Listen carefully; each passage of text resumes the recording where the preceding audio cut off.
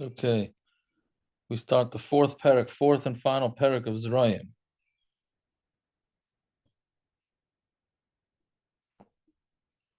Um,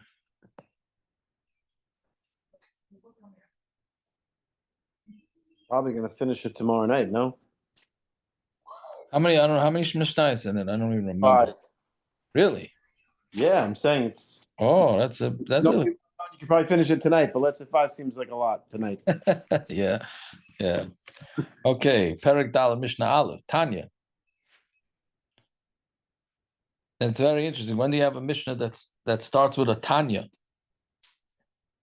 So the reason is because this parak is not. I think this parak in some editions is not part of the Mishnayos. My Mishnayos doesn't have Tanya.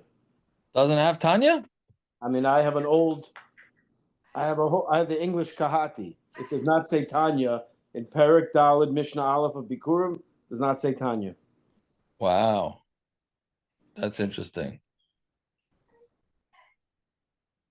Maybe that's pshat. Maybe that because it's really some say that this whole parak was not a Mishnah. It was a Tosefta. That's what it says in the introduction, but it doesn't say the word Tanya. It says in the introduction that it's really Tosefta. As mentioned, this parak derives from the Tosefta. It is widely regarded as not belonging to the corpus of the Mishnah, though several manuscripts present it as this tractate's 4th chapter. Yeah, the app that I have doesn't seem like it has it either. There are Which several. app do you have? You have the Kahati app, Peretz? I call it the Mishnah app. There exist several versions. The version of the Gemara, blah, blah, blah, blah. We included this chapter since it is listed in the daily Mishnah study chart and have adopted the Vilna Gaon's version. Chapter 3, and that's it. Up to 12. Nope. Doesn't have chapter 4. You don't have chapter 4 at all? Nope. Interesting. Bikurim. Should have had a double l'chaim last night then. Yeah.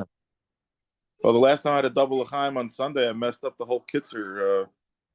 I didn't upload it. Nope, it only has 3. Here, I'll send you a screenshot. That's pretty interesting.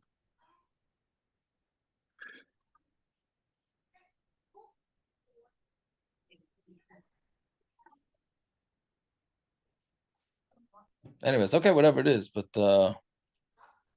I mean, it makes sense. This has no shaykhis to Bikurim. He says it's not included in the Rambam.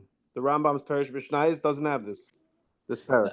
Okay, it makes sense. It doesn't have anything to do with Bikurim. The only reason why we get involved with it is androgynous is a half man, half woman, or full man, full woman, and the same.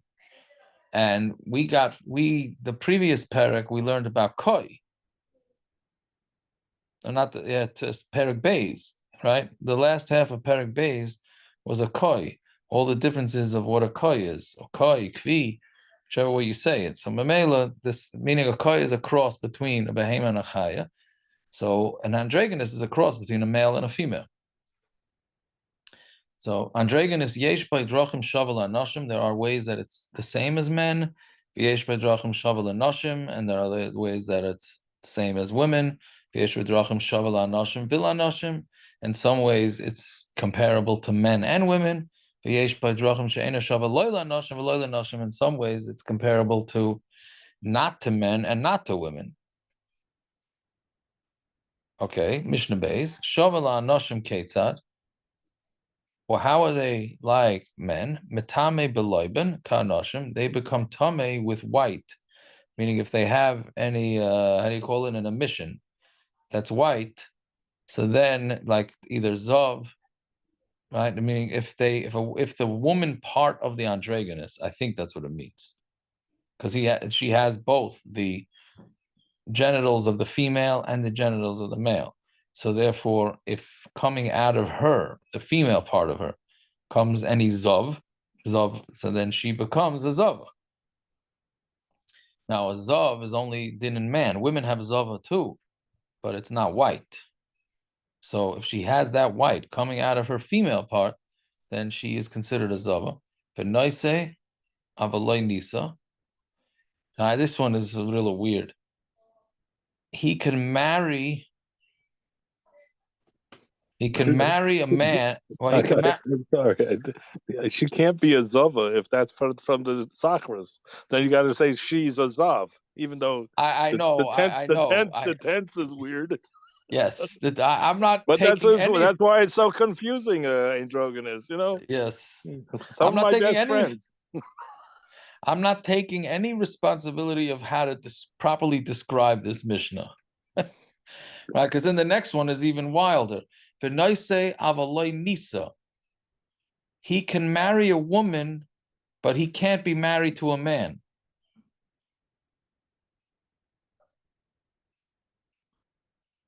Right? So what does that mean? Because that means he can't be married. L'chayra, no? He can be married, he can marry a woman, but he cannot be married to a man.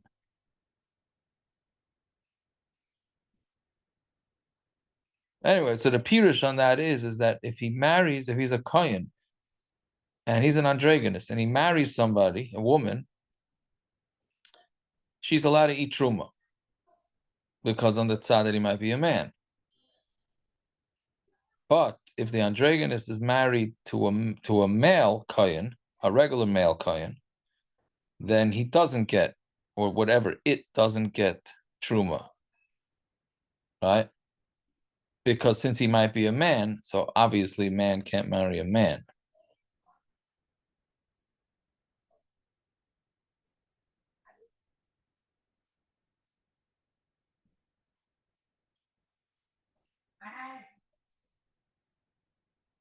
Right? Oh, so no, no, he could be. 1 second.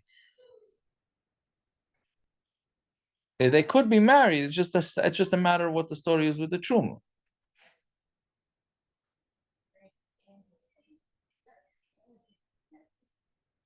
Right. Yeah, the Mefarshim discussed that exactly how that marriage is going on. Okay, Sean. And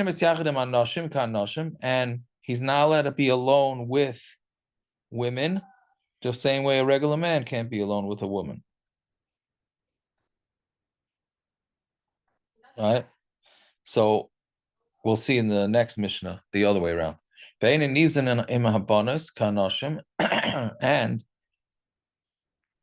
he's not fed with the daughters like men, meaning we know when a person dies, or a father dies, so and there's not enough money to be had, the daughters get first and the boys have to go collect.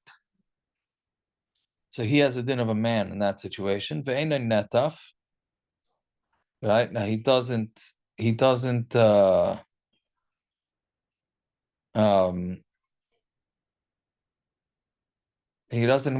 what do you call it? Atifa.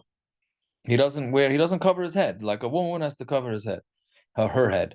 He does not have to cover his head, because if he covers his head, then he may end up marrying a man, which is not allowed. And he has to also take haircuts like a man. And he cannot be tummy mace, meaning if he's a kohen, right? But because if he's a woman, then he would be allowed to.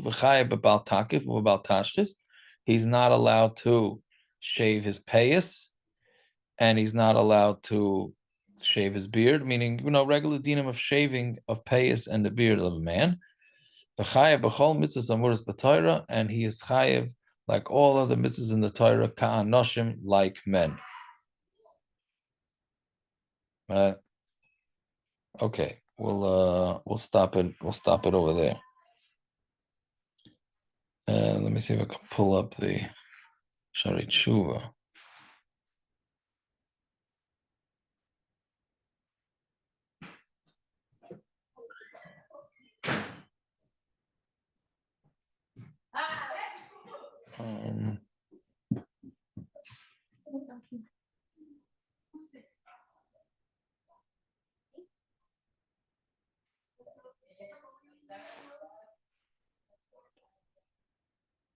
We're in the middle of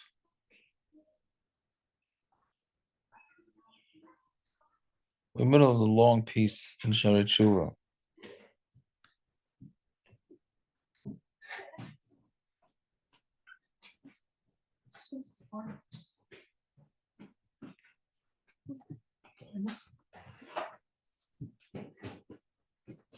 Oh, Bam Rizal. We're in the middle of Kuf Shar Gimel Kuf Mem Gimel.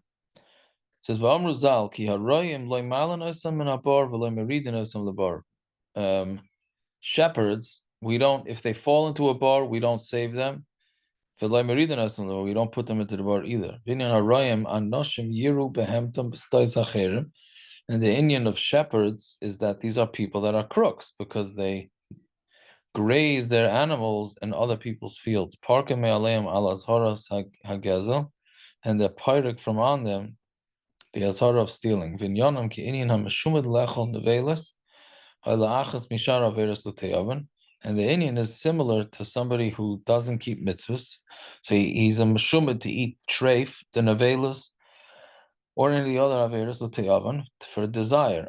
Meaning, so those are you don't save them, but you don't throw them into the pit either. Those guys, you actually throw them into the bar. And somebody who's meshumid to eat nevelas lahachis is also bichlal haminin. Binyan lahachis she'enenu chayte l'taivas meichel taiva. And the Indian lahachis is that he's not eating it for the taiva of eating. He's, even if he has in front of him shechted meat, he'll still take the not shechted meat. That's a rebel. Because he's a myrid and he doesn't want to be makabel on himself to lishamer, I'm sorry, isser nevela. Right? Meaning, other than that, you're considered, we mentioned it yesterday briefly, but other than that, you're considered a mumar l'te'oven, meaning somebody has a desire to do something wrong. That does not make him not an erlechir. It doesn't make him a tzaddik, but it doesn't make him that he's irreligious. A guy has a type of it. You're driving in your, like a guy today was asking me about the Starbucks, the CRC says you shouldn't eat from Starbucks. But if you travel, the coffee, even the plain coffee. But if you're traveling, you're allowed to. He says, when I'm traveling, I don't have to keep the Torah. Right? But meaning it's part of this thing.